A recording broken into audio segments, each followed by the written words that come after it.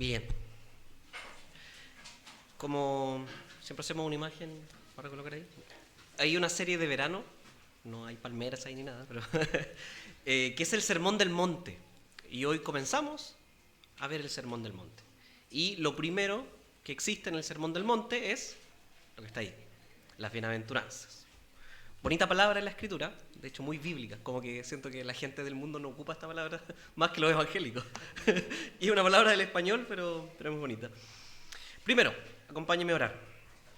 Amado Padre Celestial, bendecimos tu nombre, Señor, por tus méritos, Señor. Gracias porque es obra tuya, Señor, el que podamos estar aquí cantando, Señor, recibiendo la cena, Señor, teniendo tu presencia en medio de nosotros por medio de este hermoso sacramento. Gracias, Padre amado, por tu palabra, porque es santa, porque nos edifica, purifica nuestra vida, Señor. Padre amado, guíanos a ella, ayúdame a mí a enseñar con claridad, Señor, para poder, Señor, ser edificados juntos, Señor, a enseñar con verdad también y a todos, Señor, a hacer tierra fértil para tu palabra, a que dé fruto en nosotros, Señor, a poder, como aprendíamos en la mañana, adorarte a través de la atención, a través de la práctica de ella, Señor. Gracias, Padre amado, por este momento y sé tú exaltado en medio de nosotros por medio de la exposición de tu palabra. Te amamos, Señor, y gracias por este tiempo. En el nombre de nuestro Señor Jesucristo. Amén. Amén. Bien. ¿Dónde está el Sermón del Monte?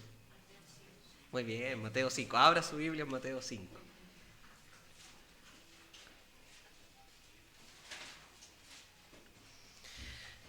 Las bienaventuranzas, hermanos, es la primera parte de un sermón que el Señor da.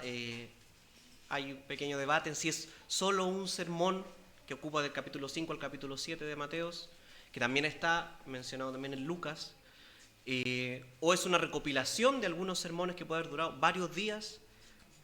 A la hora de la práctica, no sé si nos sirve de mucho ese debate o no, pero la Biblia lo recopila como un gran sermón, y yo creo que eso es lo importante. Lo primero que vamos a hacer es leer, entonces, Mateo, del capítulo 5, del verso 1 al 12. Dice así. Kevin, antes de leer, ¿te puedo pedir un favor? ¿Puedes, en la mesa, bajar el fader del 1 un poquitito?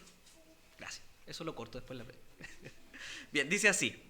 Viendo la multitud, subió al monte y sentándose, vinieron a él sus discípulos y abriendo su boca, les enseñaba diciendo: Bienaventurados los pobres en espíritu, porque de ellos es el reino de los cielos.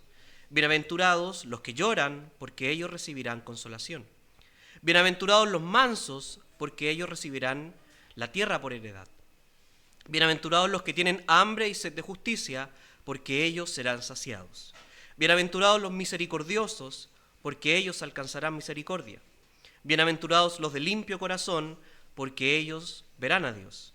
Bienaventurados los pacificadores, porque ellos serán llamados hijos de Dios.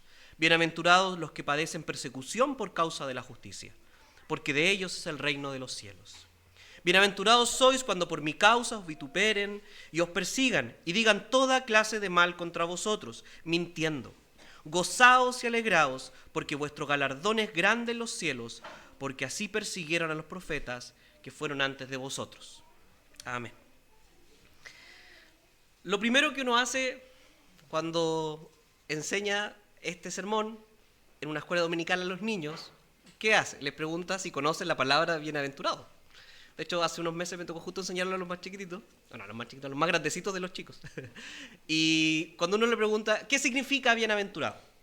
¿Qué responden todos? Feliz, gozoso, ¿no es cierto? Y es lo que nosotros conocemos por el significado de esto.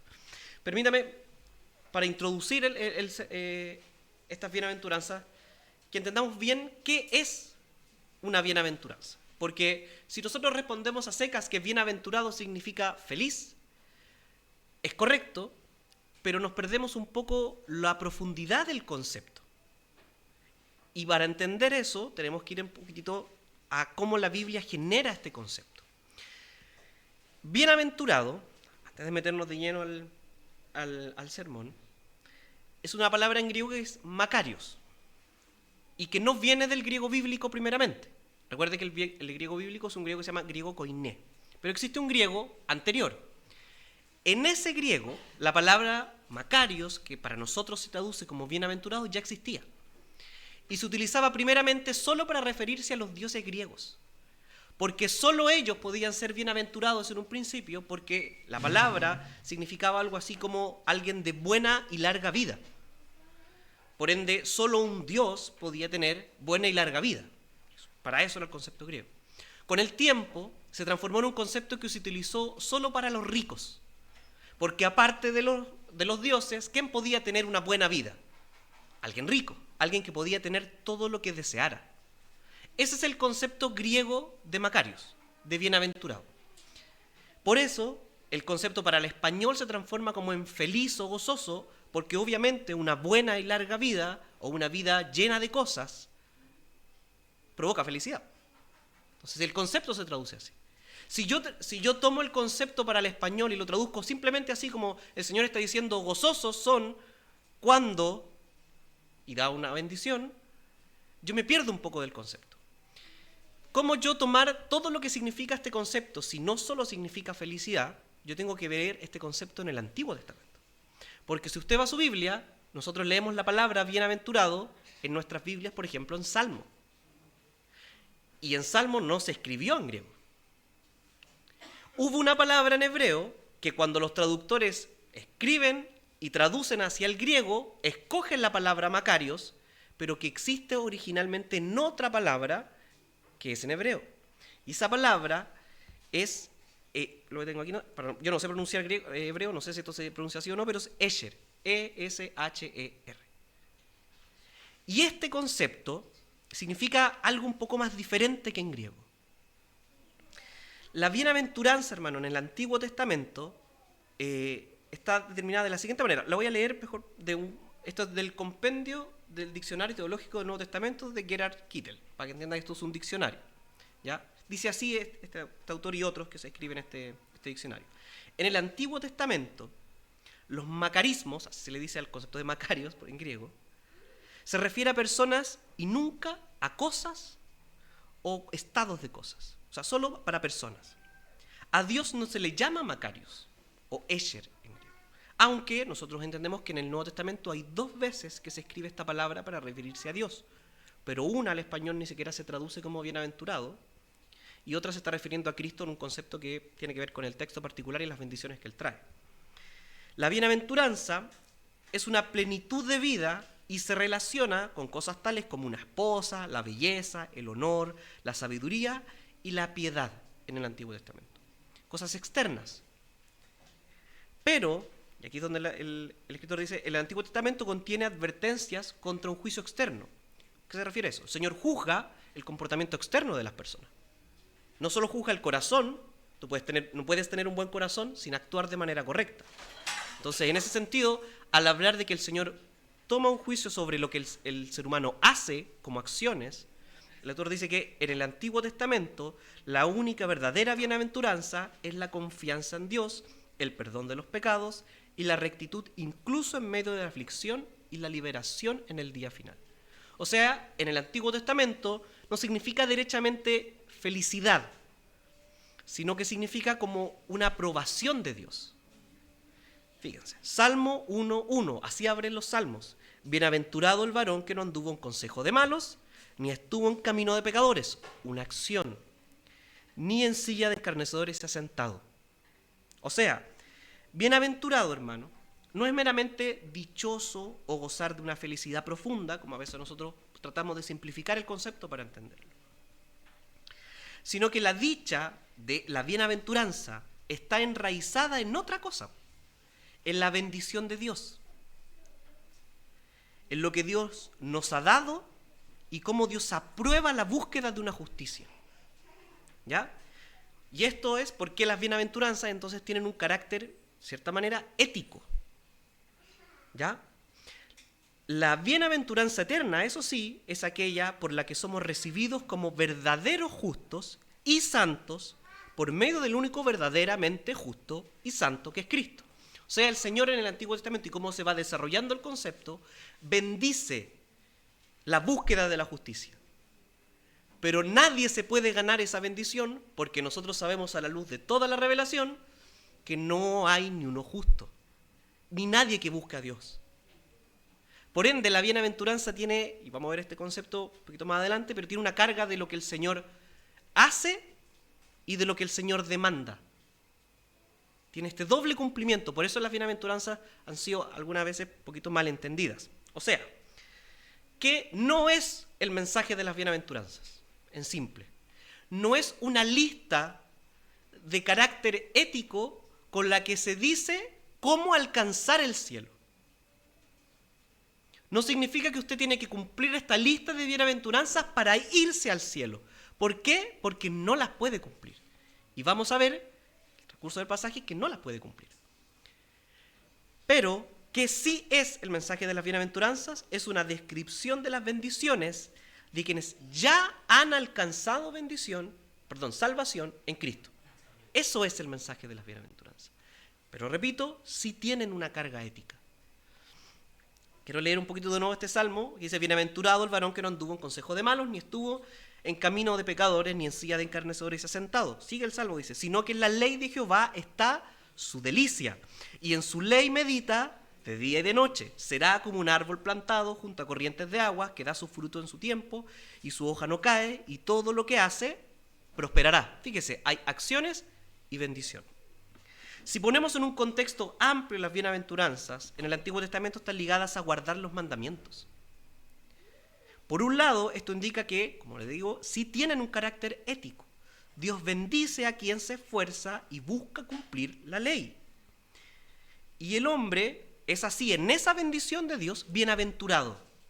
Literalmente, en griego, así como lo usaban los griegos, era un concepto que gozaba del favor de los dioses. Por eso eran personas ricas, exitosas, con muchas esposas, era lo que ellos concebían como la bendición de los dioses. Nosotros lo concebimos de otra manera, pero sigue bajo el mismo concepto. De hecho, si nosotros miramos el Pentateuco completo, los primeros 5 libros de la Biblia, son, si usted lo quisiera resumir, 2 caminos. El Señor está diciendo todo el rato al pueblo: tú haces esto y obtienes esto. Tú no haces eso y vas a obtener esto otro. Bendición y maldición. Y eso es un concepto que está muy arraigado en las bienaventuranzas. Bueno, vivir bajo la bendición de Dios y su aprobación, eso es una bienaventuranza.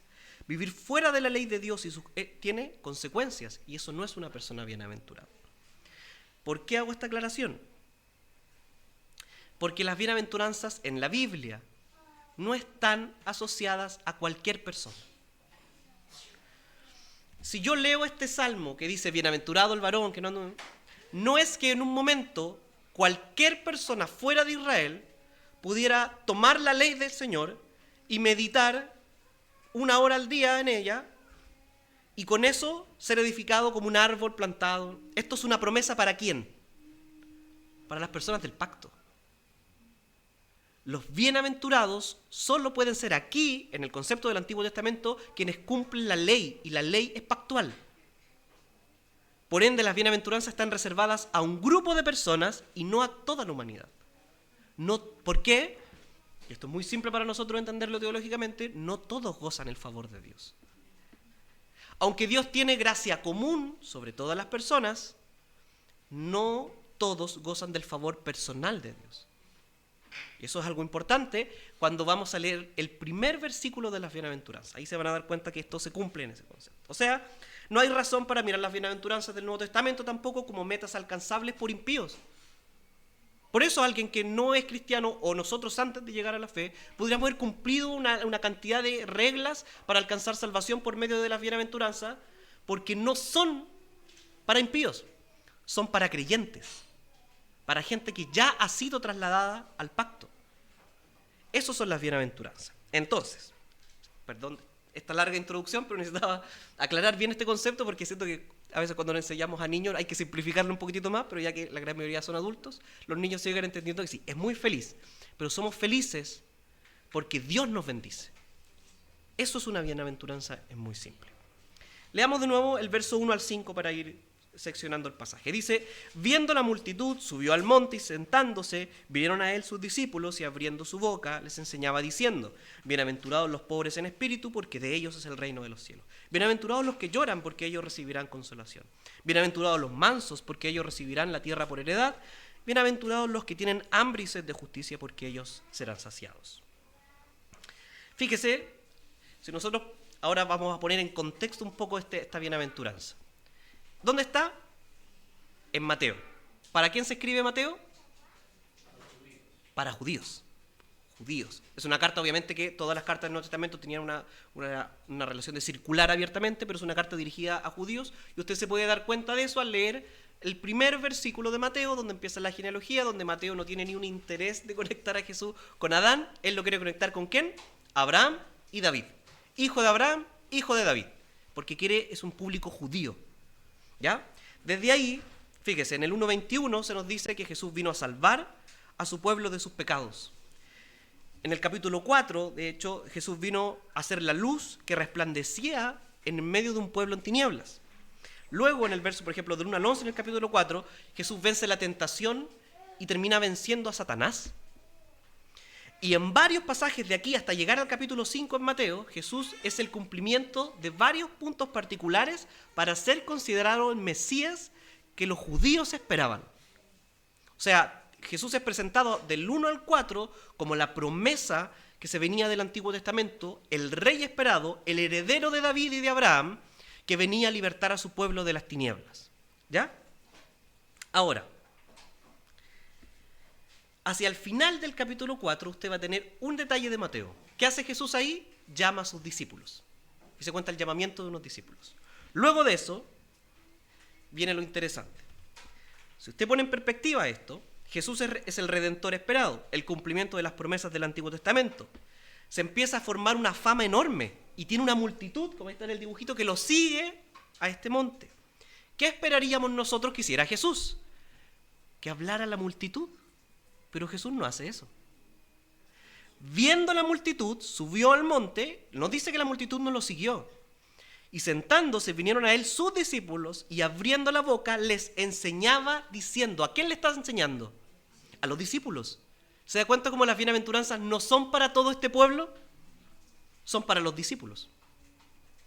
Eso no indica que el público no haya escuchado estas bienaventuranzas. Pero en este momento, si tuviéramos un lenguaje para nosotros familiar, ¿quién es la iglesia en este momento? Sin existir la iglesia todavía, pero lo entiendo así. ¿Quién es la iglesia? Los discípulos. No sé si conoce esta serie que existe, The Chosen. Tiene sus cosas malas, sus cosas buenas. Ahí usted la ve, pero hay un error bien común. Ahí prenda la luz. Hay un error bien común. Que en esa serie se muestra que cuando Jesús da el sermón del monte, los discípulos están como esparciendo el mensaje. Como que Jesús preparó un sermón para toda la gente. Y no es así. No es así. El Señor prepara este sermón solo para esos 12 discípulos. Y sabemos que en el fondo solo para 11. Uno no iba ahí. Fíjese.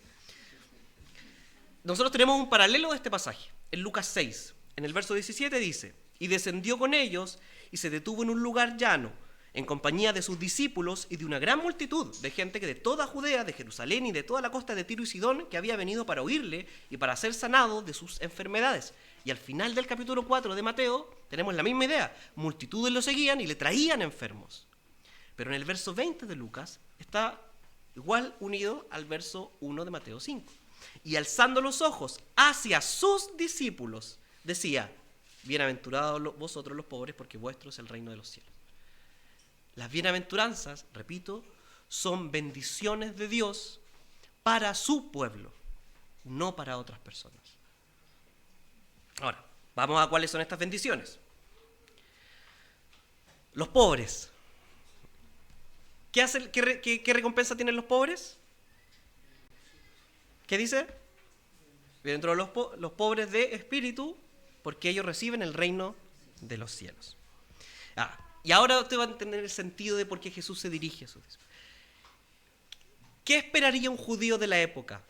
Este es mi libertador. Este trae el reino que nosotros esperamos. Por ende, yo debería ser heredero de este reino porque soy descendiente de Abraham. Cumplo, estoy bajo el pacto. Soy un hombre circuncidado que cumplo cada aspecto de la ley. Para ti no es esta bienaventuranza. Porque tú no estás confiando en fe en Cristo. No has confiado en el Mesías, tú confías en el pacto, en una ley. Está fuera de esta bienaventuranza. Toda la multitud pudiera pensar, yo soy heredera de estas bienaventuranzas. Pero Cristo no se dirige a ellas. ¿Y qué hacen estos pobres? Reciben el reino. Ellos es el reino. Todos, hermanos, todo ser humano es pobre en espíritu. Todos. Pero la bienaventuranza, si nosotros entendemos a la luz de la Escritura, es para aquellos que reconocen que son pobres. No es para todos los pobres en espíritu, porque si no, todos los pobres en espíritu, que son todos los seres humanos de la tierra, recibirían el reino. Es para aquellos que reconocen su pobreza. Y después viene otra cosa. Bienaventurados los que lloran, porque ellos serán consolados. Yo le pregunto, ¿por qué lloran?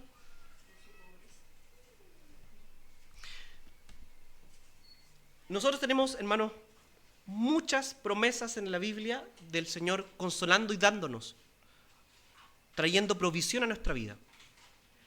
Pero nosotros no podemos tomar este texto y descontextualizarlo. Si está hablando Mateo de pobreza espiritual, el que llora no puede llorar porque se le murió un familiar. No puede usar este pasaje para decir, hoy el Señor te va a consolar cuando te falte comida. Que es cierto, pero puede ocupar otros pasajes de la Escritura para hacer eso. Este pasaje no está diciendo eso. ¿Por qué lloran los de las bienaventuranzas? Porque son pobres. Porque entendieron que son miserables delante de Dios y eso les provoca angustia. Cuando usted lea el versículo que dice Jesús lloró, ese llorar no es la misma palabra que se ocupa aquí para los que lloran. Aquí se ocupa una palabra que se puede traducir como lamentarse. Bienaventurados los que se lamentan al punto de las lágrimas, porque ellos van a ser consolados. Y no tiene que ver con falta de algo, no tiene que ver con la pérdida de un familiar, con la falta de trabajo, con la pelea con alguien, con un amigo, con un familiar. Tiene que ver con el llanto y la angustia que provoca entender que delante de Dios no tienes nada que ofrecer. Luego tenemos los mansos. ¿Y qué tienen los mansos? Bienaventurados los mansos, porque ellos recibirán la tierra por heredad. Y esto es una consecuencia. Si yo tengo personas que entendieron su pobreza profundamente, su pobreza espiritual, y luego de ello esa pobreza, entender eso profundamente, les angustia al punto de las lágrimas y sentirse profundamente angustiados, ¿qué va a pasar con ellos? Se vuelven mansos. Nadie que tenga el entendimiento profundo de su pobreza va a ser una persona altanera. Estamos hablando de pobreza espiritual. Mateo 4:17 dice, desde entonces, viendo desde antes, Jesús comenzó a predicar y a decir, arrepentíos porque el reino de los cielos se ha acercado. Nadie que no entienda su pobreza espiritual se va a arrepentir. Nadie que haya llegado al punto de la angustia y decir, Señor, yo no tengo nada que ofrecerte, se va a arrepentir. Y el arrepentimiento requiere una cosa, humillación personal, y eso es mansedumbre. La mansedumbre es dejar nuestras obras, nuestras débiles fuerzas, abandonar nuestra propia soberbia con la que todos nosotros conducimos nuestra vida y arrodillarse frente al Señor y decir, Señor, yo no merezco nada. Fíjese que hasta aquí solo hay un acto de rendición. Yo entiendo que soy miserable, entiendo que soy pobre, esto me angustia y eso solo me pone delante del Señor diciendo, soy mansito, literalmente como la palabra mansito, no merezco nada. Voy a leerle un pasaje. Génesis 12 del 1 al 3. La primera promesa a Abraham. Dice, pero Jehová había dicho a Abraham, vete de tu tierra y tu parentela y de la casa de tu padre a la tierra que yo te mostraré. Y haré de ti una gran nación, una nación grande y te bendeciré y engrandeceré tu nombre y serás bendición. Bendeciré a los que te bendijeren y a los que te maldijeren maldeciré y serán benditas en ti todas las familias de la tierra. Esta promesa a Abraham va tomando su perfecto cumplimiento y entendimiento a través de todo el Antiguo Testamento hacia el Nuevo Testamento. Y para el judío, para Abraham, significaban unas fronteras, y para el Israel del Antiguo Testamento significaban unas fronteras. Pero si usted ve las profecías del Antiguo Testamento, se va a dar cuenta que lo que el Señor le está prometiendo algún día, cuando Él venga como rey, no son un par de fronteras. se habla de una tierra completa. El Señor gobernando, dice así, literalmente, desde Sión, todas las naciones. Cuando el Señor venga en su gloria el día del juicio, nosotros hablamos de eso en escatología, el Señor va a redimir toda la tierra, no lo que está allá en Medio Oriente que hoy día se agarran a bombazo. Es que es bueno entenderlo, hermano, porque ese lugar no es nuestra tierra prometida. El mundo entero es la tierra prometida. ¿De quién? De los que comprendieron su pobreza, se volvieron mansos y se angustiaron por su miseria espiritual. Fíjese que el judío de la época puede decir, pero si la tierra es mía porque yo soy judío, yo soy descendiente de Abraham, yo soy descendiente de David, yo soy del pueblo del pacto del Antiguo Testamento. Pero no es tuya la tierra porque no eres manso. Por eso no es tuya. Porque confías en otras cosas y no en el Mesías para recibir la tierra. ¿Crees que el Mesías, y ese es el problema de los judíos contemporáneos a Jesús? Es que el judío creía merecer las cosas. No había mansedumbre en quienes trataban de buscar al Señor. Los fariseos eran hombres que buscaban cumplir la ley, a tal punto que se volvieron legalistas y agregaron leyes a la ley del Señor. El problema es que los fariseos querían ganarse el cielo, no ver la ley como algo que transformaba su corazón. Creían que su corazón podía cumplir la ley. Hermanos, la promesa hecha a Abraham, lo que les estoy leyendo en ese pasaje, tiene su cumplimiento en Cristo. En Él los mansos van a heredar toda la tierra el día que el Señor vuelva. No es por derecho sanguíneo, no es por obra, no es por una ética irreprochable, no es porque cumplan las bienaventuranzas heredo la tierra. No se trata de eso. No la puedes cumplir si Cristo no te ha llamado anteriormente. ¿Por qué? Por fe únicamente, y esa fe florece ¿dónde? En corazones que se humillan. Yo no puedo tomar las bienaventuranzas y leerlas descontextualizadas de toda la Escritura. La fe florece en los corazones que se humillan. Y luego tenemos a quienes tienen hambre y sed de justicia. ¿Qué serán con ellos? ¿Cuál es su bienaventuranza?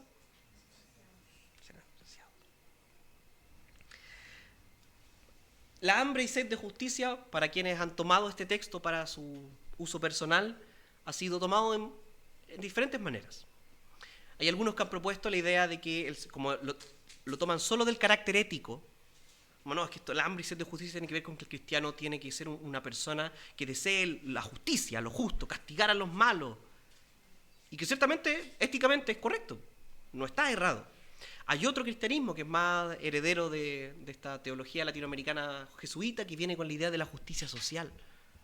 Hambre y sed de justicia, de que los pobres tengan un plato de comida. Y eso es común, hermano, esas dos interpretaciones. Y, de hecho, no están del todo mal. Es bueno que un pobre tenga un plato de comida, que tenga una oportunidad de trabajo. Es bueno. Es bueno que la justicia haga su trabajo y que castiga al malo. Esas cosas son buenas. Y ciertamente en la Escritura esa justicia existe. Pero aquí no es esa justicia, no es una justicia que tiene que ver con lo judicial. ¿A qué se asocia el concepto de justicia en el Antiguo Testamento? A quien cumple la ley. A quien es recto. Ese es un hombre justo en el Antiguo Testamento. ¿Cuántos hombres genuinamente justos existieron en la historia? Uno. Otros se les puede haber llamado justos, pero santos, justos, perfectamente justos. Para el día en que murieron, el Señor les dijo, pasa a mi gloria por tus propios méritos. ¿Existe uno así? No, no hay nadie justo. Fíjese que Jesús lo pone en un hambre y sed de justicia, porque el día en que tú te volviste manso al Señor por la humillación de entender que eres un pobre que no tiene nada que ofrecerle al Señor, y ese día de angustia, ¿tú qué deseaste en tu corazón? Justicia, pero que alguien la haga por ti. Te abrazas a la justicia de Cristo. Eso es tener hambre y sed de justicia, porque el hambre y la sed es una figura de necesidad para vivir. Yo necesito la justicia. Entonces, si usted entiende estas primeras 4 bienaventuranzas, no tiene que ver con cosas que yo hago, tiene que ver con cosas que se hicieron por mí. Cuando nos angustiamos por la miseria espiritual en la que estábamos, cuando experimentamos el vacío que nos dejan nuestras obras y entendemos que no merecemos nada y mansamente dejamos de lado la soberbia natural del pecado, ahí es donde Dios nos bendice al consolar nuestras lágrimas, llenarnos de su justicia, la de Cristo, llenarnos de las bendiciones de su reino ya manifiesto en este siglo, poniendo una esperanza en nosotros y en toda la iglesia, recibir la tierra por heredad y todo lo que significa de bendiciones con eso, un descanso eterno con Cristo en una dicha de vida plena. Lo mismo que quizás significaba para un griego de la época, para un romano, pero de otra vista. Y esto, hermano, de hecho ahora pensamos en cómo la Biblia está escrita en griego para un público que después terminó siendo no solo judío. Alguien que leía y entendía que los bienaventurados eran un griego, imagínense un griego común. Un romano que leía esto y creía que los bienaventurados, los macarios, eran solo los ricos porque ellos gozaban la bendición de los dioses. Piénselo en un hombre, una mujer que tenía en su familia, que trabajaba en un mercado que le alcanzaba para vivir al día, que tenían una casa chica donde tenían 5 hijos amontonados en una pieza, y de repente les llega tienen que ir a esta congregación nueva en una casa donde están acercándose a la fe, han conocido y han escuchado hablar del Mesías, y se les lee un texto donde se les dice: tú puedes ser un Macarios, un bienaventurado.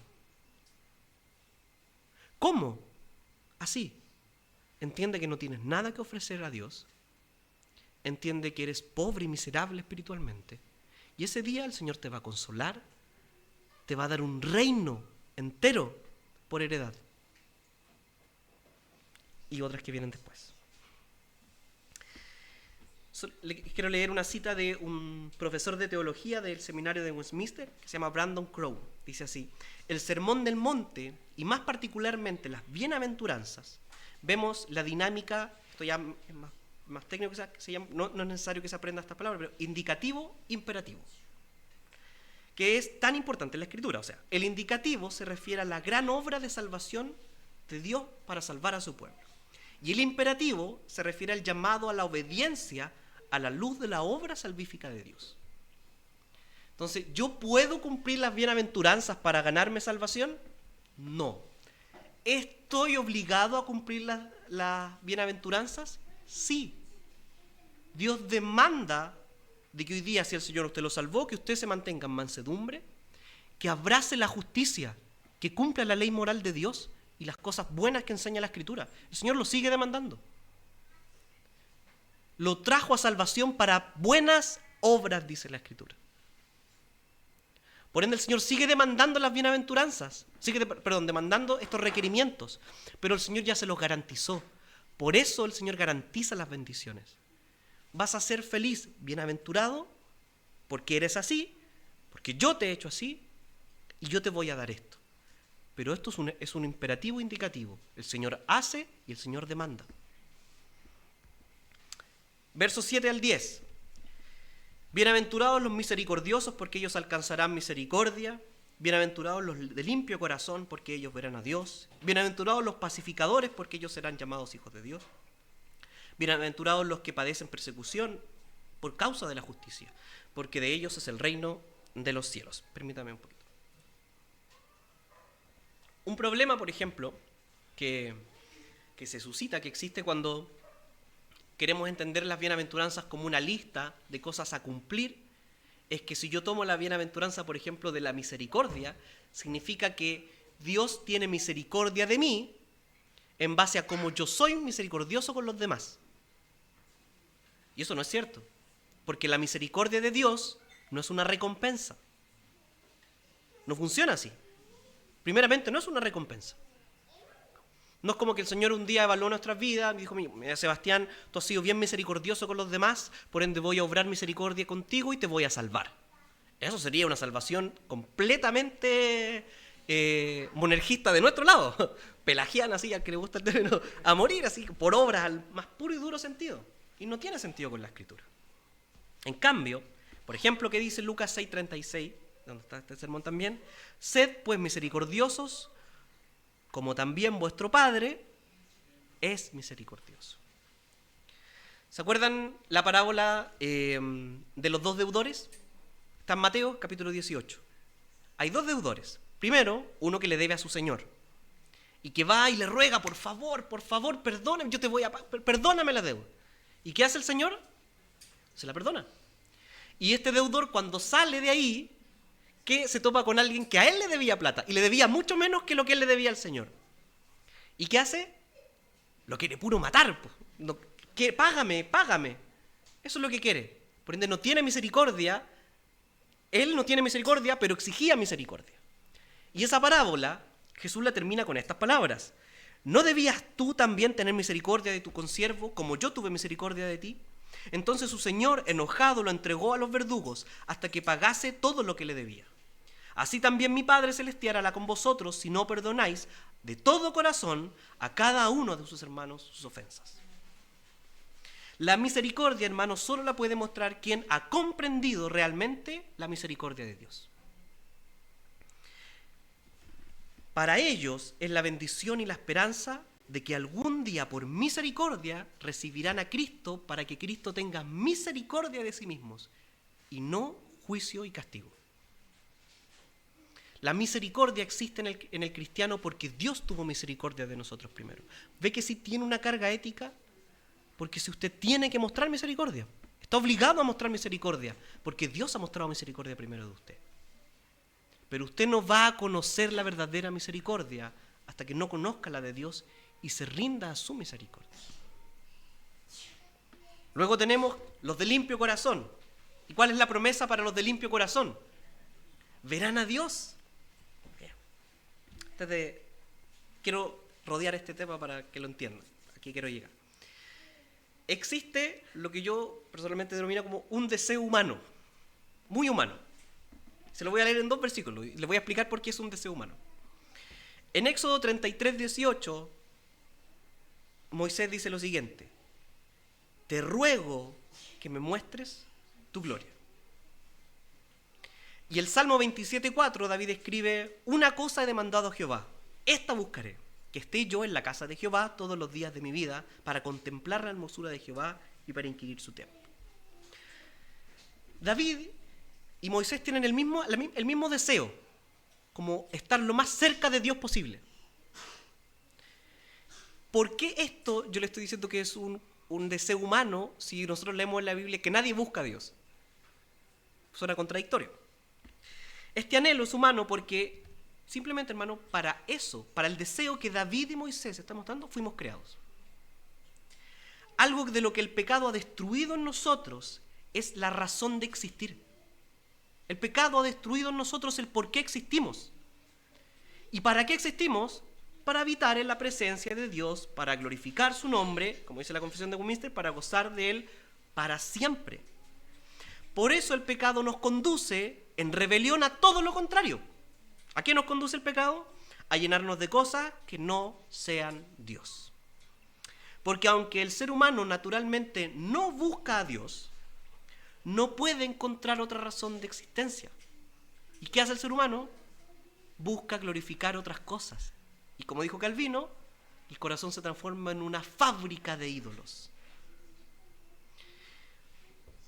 Hermano, cuando somos maravillados por Dios y entendemos todo lo que viene en las bienaventuranzas anteriores, entendemos que no somos justos, entendemos que necesitamos la justicia de Dios, que soy pobre y miserable de alma, de espíritu, que no tengo nada que ofrecerle al Señor,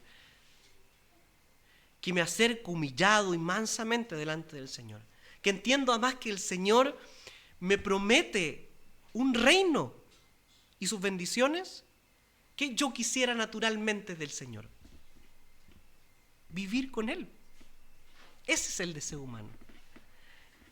Solo que quien vive fuera del Señor, el pecador impío que no ha sido regenerado, no entiende para qué fue creado y desperdicia su vida en un montón de cosas para llenar lo que nunca nadie va a poder llenar, que es existir para la gloria de Dios. Cuando somos maravillados por las bondades de nuestro Dios, una sola cosa debiera salir de nuestro corazón: un ferviente deseo de habitar con Él para siempre. Nosotros, hermanos, no somos de limpio corazón. Ahora, la pregunta es, ya si entendemos que el deseo de alguien que que ha conocido las bondades de Dios es habitar con Él para siempre. ¿Cómo puede hacerlo? Según esta bienaventuranza, si la damos vuelta, siendo de limpio corazón. ¿Algún ser humano ha sido de limpio corazón totalmente? ¿Qué es ser de limpio corazón? Si usted le pregunta esto, cada cultura y cada ser humano quizás pudiera tener una respuesta diferente.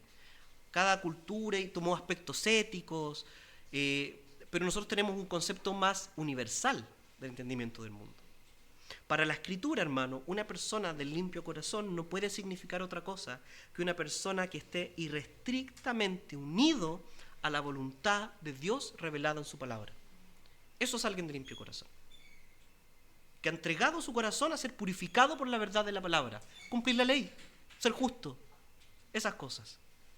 Y esto genera un problema para nosotros, porque según Hebreos 12:14 dice, seguir la paz con todos en santidad, según la cual, ¿qué pasa? Nadie verá a Dios. Donde el hombre que quiera vivir con Dios para siempre tiene un problema, su propio pecado. ¿Cuál es la solución a eso? 2 Corintios 4:6, porque Dios, que mandó que de las tinieblas resplandeciera la luz, es el que resplandeció en nuestros corazones para iluminación del conocimiento de la gloria de Dios, el deseo de Moisés, en la faz de Jesucristo. Juan 1:18, a Dios nadie le vio jamás. El unigénito Hijo que está en el seno del Padre, Él lo ha dado a conocer. Cuando se nos promete ver a Dios, ¿a quién se nos promete ver? A Cristo.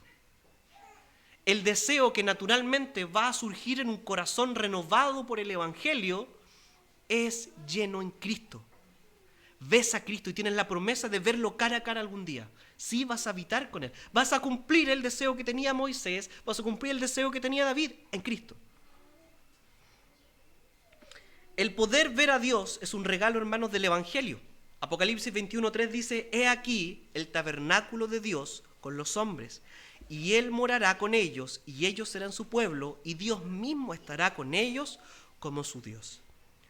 Dios, por medio de Cristo, ha limpiado nuestros pecadores corazones y nos ha conducido a una pureza que no busca lo que busca a veces la pureza del hombre, que es la aceptación y la exaltación de los demás seres humanos, sino una pureza que anhela la experiencia íntima con su Creador.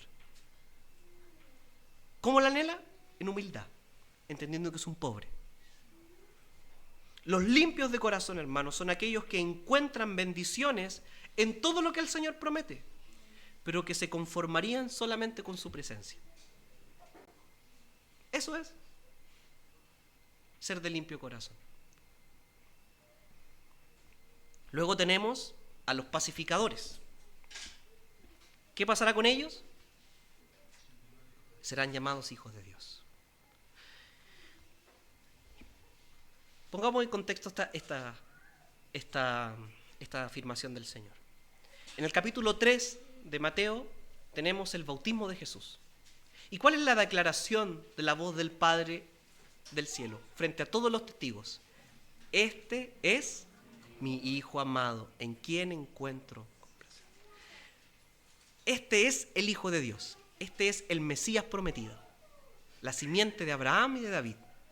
Y ahora este Hijo de Dios, ¿qué está prometiendo? El título de Hijo de Dios a estos 12 que están escuchando. 11, a la luz del final de Mateo. Es interesante ponerlo así en perspectiva. Y el lector de la época, recibiendo un evangelio, leyéndolo o escuchando la lectura pública, dice, ¿pero soy hijo de Dios?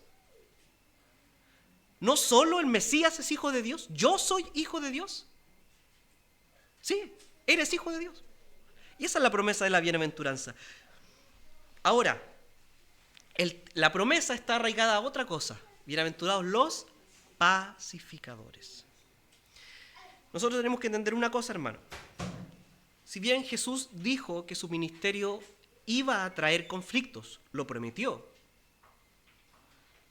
El corazón del ministerio de Cristo es la pacificación.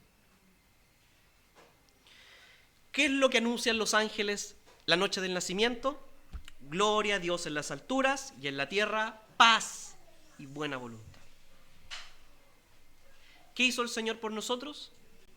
Nos reconcilió, trajo la paz para con Dios.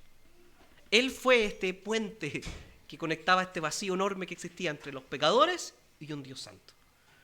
Ahora, ¿cómo entendemos el ser pacificador? ¿Qué es ser pacificador? Uno a los niños les enseña, que tiene que ver con practicar la paz, y eso es cierto, ¿ya? Si bien esto podemos ir por dos caminos quizás a entender esto de la pacificación. Cristo, número uno, enseña a restaurar nuestras relaciones humanas, y eso es cierto. Hermano, ¿cuál es el primer pecado que sucede luego de la caída? El asesinato.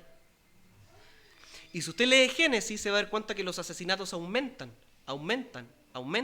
y empieza a aumentar otra cosa. En la Torre de Babel usted va a ver que los seres humanos empiezan a formar ciudades y se empiezan a poner unos sobre otros, y empiezan a dominarse. Porque una cosa que rompe el pecado es la capacidad para la que el Señor nos creó de vivir en paz y en armonía. Si lo primero que hicieron Adán y Eva cuando pecaron fue culpar, Adán lo primero que hizo fue culpar a su esposa. No, Señor, la mujer que tú me diste. Lo primero que hicimos fue romper relaciones. Y dentro de la maldición que existe sobre la raza humana, existe esta que la mujer, ¿qué va a hacer? Todo el rato tomar el lugar de su esposo. La rotura de las relaciones humanas es una consecuencia del pecado. Y esa carga ética que nosotros vemos, ¿cómo el Señor va a enseñar eso de restaurar relaciones humanas? Sí. Mire la última cena. Y lo que el Señor, después de que Judas se va, cuando quedan los 11 y no el traidor, empieza una seguidilla de lecciones para ellos que entiendan lo que se viene y lo que Él desea de ellos. Y dentro de ellos está la enseñanza de que no tienen que comportarse como el mundo, no tienen que ponerse uno sobre otro. El que quiere ser el primero, que sirva y se ponga en el último lugar.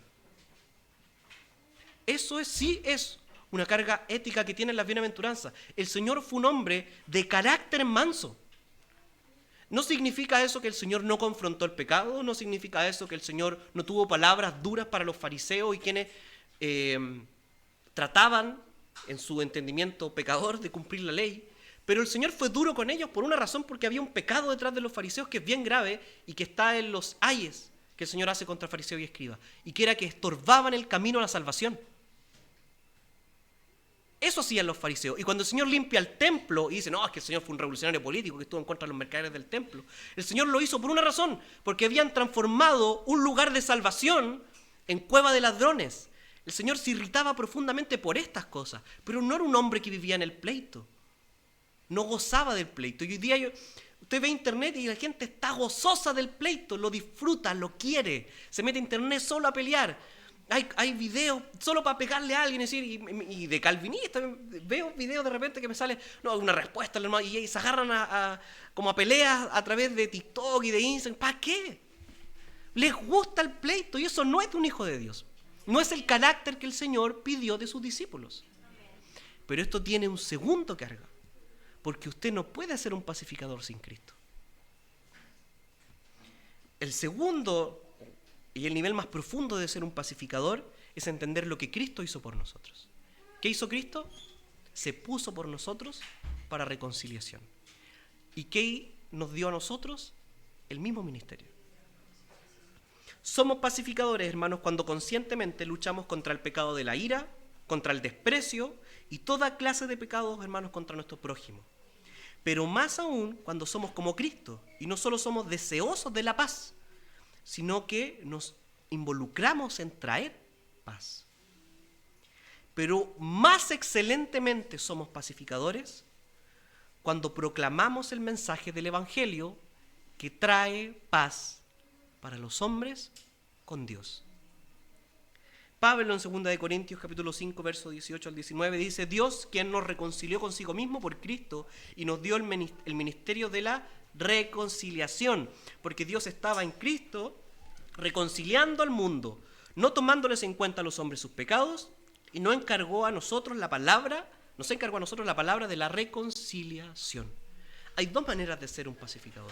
Sí, ser una persona que busca la paz, tiene un carácter pasivo como el de nuestro Señor, que defendió la verdad, pero que no fue un hombre que buscó el pleito, que buscó la armonía. Es cierto.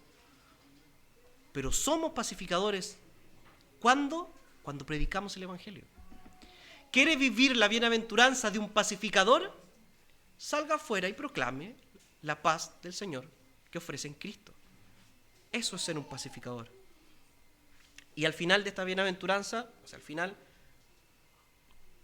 tenemos esta: los que reciben persecución. ¿Y de qué es ellos? El reino de los cielos.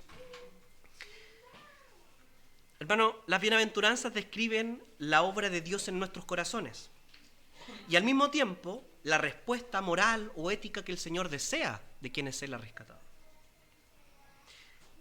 Tenemos que entender que una persona descrita como están las bienaventuranzas, por obviedad va a provocar rechazo en el mundo, porque el mundo no es así. ¿Qué queda para nosotros mediante esta bienaventuranza? Cuando sentamos el peso, por ejemplo, de ser despreciados por el mundo, o el peso de despreciar las cosas del mundo, porque a veces también nos pesan. Tenemos que ser honestos. A veces renunciar a cosas es doloroso. En ese momento nosotros tenemos que recordar nuestra bienaventuranza. La bendición de que tenemos un reino eterno, de que esto es pasajero.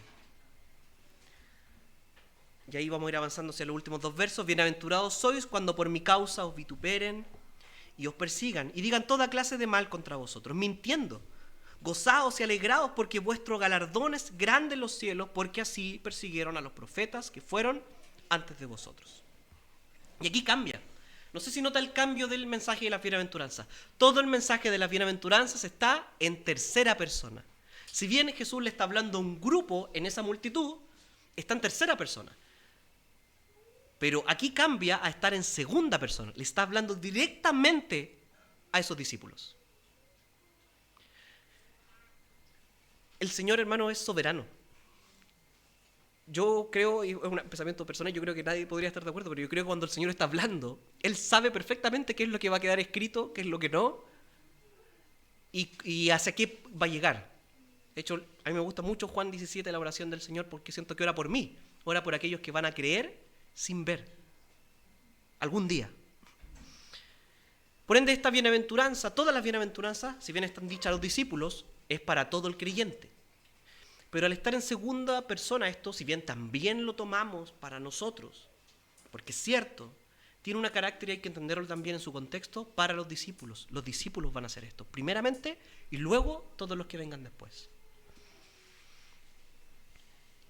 Fíjese lo que el Señor les dice en Juan capítulo 15, versos 18 al 20. Dice: si el mundo os aborrece, sabed que a mí me han aborrecido, antes que a vosotros. Si fuerais del mundo, el mundo amaría lo suyo.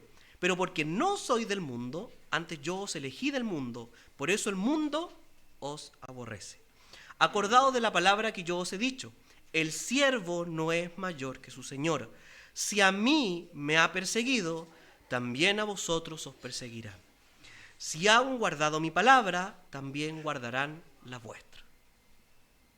Lo que describe Jesús fue algo, hermano, que los discípulos vivieron en carne propia. Tal fue el desprecio del mundo por estos 12, que los terminaron, en su mayoría, a 11, matando como mártires. Y el que no murió como mártir, lo encarcelaron y lo tiraron al destierro. Esta palabra particular fue dicha en segunda persona para los discípulos. Pero hay que reconocer que se hace viva en toda la historia de la iglesia. Porque a través de toda la historia, el mundo ha despreciado lo que no es del mundo. Yo he dicho este dato varias veces y no me voy a cansar de repetirlo. Estadísticamente, 1 de cada 3 cristianos recibe persecución por su fe. Hoy en día, lo más probable es que un cristiano muera por su fe. Por ende, lo que fue dicho a los apóstoles se hizo verdad en toda la iglesia después. Quizás nosotros no vivimos una persecución tan férrea. Nadie nos va a insultar por venir con una Biblia bajo el brazo a la iglesia. Nadie nos va a insultar, lo más probable, quizás va a ser un poco pesado nomás cuando salgamos a predicar. Pero en otros lugares no se puede. En otros lugares se tienen que meter en un sótano, llorar calladitos, cantar calladitos, porque si te escuchan, te matan. Tenía un conocido que estuvo en China y él decía que la iglesia estaba en un estudio de grabación, porque como en un mall, al medio de un mall, en un estudio de grabación, porque como está insonorizado no se escuchaba para afuera. Así se reúne la iglesia afuera. Entonces, no tenemos que desconocer esta realidad, hermanos, porque hay bienaventuranza para esta realidad. Nosotros también a veces podemos recibir una persecución, podemos recibir humillaciones, desprecios, pero en menos grado, pero las recibimos. Por ende, también somos dueños de esta bienaventuranza. El Señor, ¿a qué nos llama? En medio de esto, a gozarnos, a alegrarnos. Esto no es porque el Señor llame a un masoquismo, no se trata de eso. Podemos entenderlo de dos maneras a través de la Escritura. Número uno, nos alegramos porque es un privilegio participar de los sufrimientos de Cristo. Si el mundo nos desprecia, lo despreció al primero, me uno a Cristo. Filipenses 1:29 dice, porque a vosotros os es concedido, como si fuera un favor, y lo es. Os es concedido a causa de Cristo, no solo que creáis en Él, sino también que padezcáis por Él. Cuando el mundo lo desprecie, cuando alguien le tire tallas pesadas por ser cristiano, gócese. Al Señor también se lo hicieron. Y a los que vinieron antes de usted también se lo hicieron. Y a los padres de la iglesia quizás también se lo hicieron. Y a los apóstoles también se lo hicieron. Y a Jesús también se lo hicieron. ¿Y qué le dice Jesús a los discípulos? ¿Sabe qué? A los profetas también se lo hicieron. Porque el mundo odia lo que no es del mundo. No sé si recuerda, alguna vez la vio, meditando en esta bienaventuranza, hacía memoria de esto, para que lo entienda. No sé si recuerda esta película que se llama Troya. Al final de la película está Odiseo, que en el libro nunca es así, Odiseo ya, Aquiles nunca murió en la batalla de Troya, pero en la película sí. Y está en el funeral de Aquiles. Y él dice, cuando se cuente mi historia, digan que viví en tiempos de gigantes, que estuve en los tiempos de Héctor y Aquiles. Como que siento orgullo de eso y es como épico. Y si se fija, muchas películas de época tratan de buscar esa epicidad. Como pelear por el rey, por una causa, como que nos gusta la épica como humanos. Y fíjese que el ser humano ha hecho de su propia épica personal un montón de causas, perdone la palabra, pero súper estúpidas, súper banales, sin ni un sentido. Hay seres humanos que hacen su causa, la causa de vida, el ser la persona más exitosa en su profesión. Y esa es tu causa y de eso te sientes orgulloso. O tu mayor orgullo es la familia que formaste. Es una familia tradicional, de buenos hijos, de buena esposa, y ese es tu mayor orgullo. Tu mayor orgullo es que fuiste una persona muy sabia, que leíste libros, que leíste conocimiento, tengo estudios universitarios, y ese es tu orgullo personal, y a eso te aferras. Porque hacemos una épica de un montón de cosas. Pero si tú lees Eclesiastés, te das cuenta que todas esas cosas son banales. Que literalmente esa palabra significa tratar de atrapar el viento, el humo, Hebel en hebreo. Eso es la épica del ser humano. Nada. El Señor nos llama a una cosa. ¿Quieres sentir orgullo de algo? Siento orgullo por sufrir por Cristo. Eso es tu orgullo. Siento orgullo de vivir una vida a tal punto de que el mundo te desprecie porque no eres como ellos. Eso es el orgullo de cada cristiano. Y un segundo es que también nos alegramos de ser contados entre otros que sufrieron. Y esto también, hermano, hay que entenderlo así. Nos hace bien mirar, a veces léase una biografía de estos, hay unos libritos cafés, creo que hay uno de la biblioteca también de la historia de Hudson Taylor. Lea esas historias, lea testimonios de otros hermanos que sufren y que se dan cuenta que lo que yo paso no es tan grave. Yo no la paso tan mal para venir a la iglesia. Hace bien leer esa historia. ¿Por qué? Porque cuando nosotros sufrimos algo, entendemos que nos unimos a un grupo de otros hermanos que han sufrido lo mismo. Hasta los apóstoles, Cristo. Segunda de Corintios 4:17 dice, porque esta leve tribulación momentánea produce en nosotros una cada vez más excelente y eterno peso de gloria. Bienaventuranza, bendición del Señor, la aprobación del Señor sobre nosotros. Mateo 7:11 dice, pues si vosotros siendo malos sabéis dar buenas dádivas a vuestros hijos, ¿cuánto más vuestro Padre que está en los cielos dará buenas cosas a los que le pidan? Cuando el Señor, usted cree que esté pasando la angustia, tranquilo, el Señor sabe dar buenas dádivas, el Señor sabe recompensar el sufrimiento, porque Él lo ha prometido, porque Él cumple sus promesas. Hermanos, no nos alegramos de sufrir, nos alegramos en que Cristo transforma la maldad de los hombres para bien de sus hijos.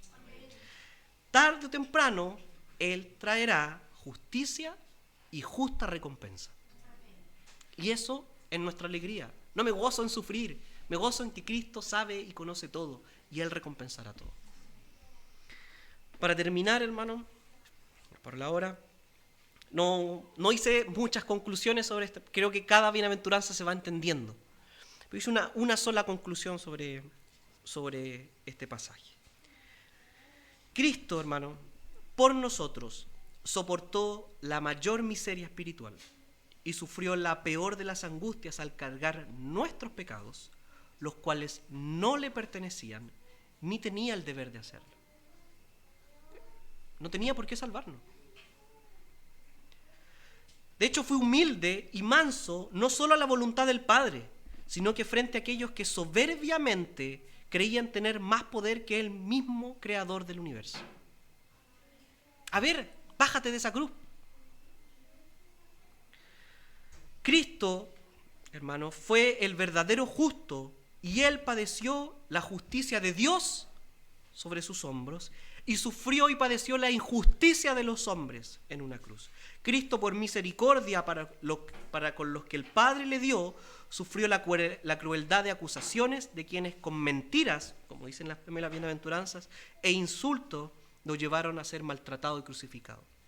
Cristo fue el único verdaderamente limpio de corazón, que siendo Dios mismo descendió y padeció todas estas cosas para mostrarnos al Padre y llevarnos a Él, siendo el sacrificio que nos hizo pasar de hijos de ira a hijos de Dios. Cristo, mis queridos hermanos, es la suprema bienaventuranza de su iglesia, en quien están seguro el gozo y todas las bendiciones de la iglesia. Las bienaventuranzas, queridos hermanos, no son una lista de aspiraciones éticas para alcanzar el reino, sino que son Cristo mismo siendo formado en nosotros. Cada bienaventuranza es Cristo en nosotros. Es su mansedumbre, es su humildad, es su sacrificio, son sus padecimientos en nosotros. Y esa es la bendición. Cuando nosotros hacemos a Cristo nuestro, si tomamos todo el significado de la palabra, el Señor aprueba aquello y nos da bendición y nosotros encontramos gozo y dicha, no solo en esta vida, sino eternamente. Oremos. Amado Señor, gracias Padre amado porque estas verdades, Señor, son nuestras. Gracias porque somos bienaventurados por el sacrificio.